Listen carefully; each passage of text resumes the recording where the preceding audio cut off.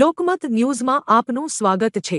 26મી એપ્રિલે સ્થાનિક સ્વરાજ્યની ચૂંટણી યોજાનાર છે, જેને લઈને રાજકીય ચહલપહલ વધી છે। ઉમેદવારો દ્વારા આવતીકાલે ફોર્મ ભરવાનો છેલ્લો દિવસ હોય ઉમેદવારી પત્રો ભરવાની ગતિ વધારી છે।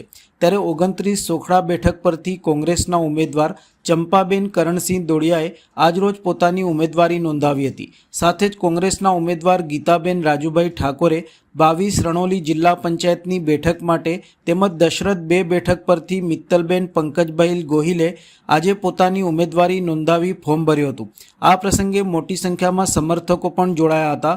રાજુભાઈ ઠાકોર દ્વારા કોંગ્રેસની જીતનો વિશ્વાસ વ્યક્ત કર્યો હતો અને આ વખતે સત્તામાં આવીશું તેવો આશાવાદ વ્યક્ત કર્યો હતો।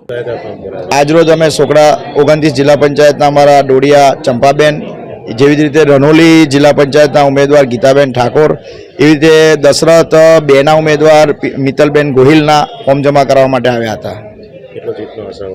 પૂરેપૂરો વિશ્વાસ છે કે આ વખત કોંગ્રેસ જીતી જશે।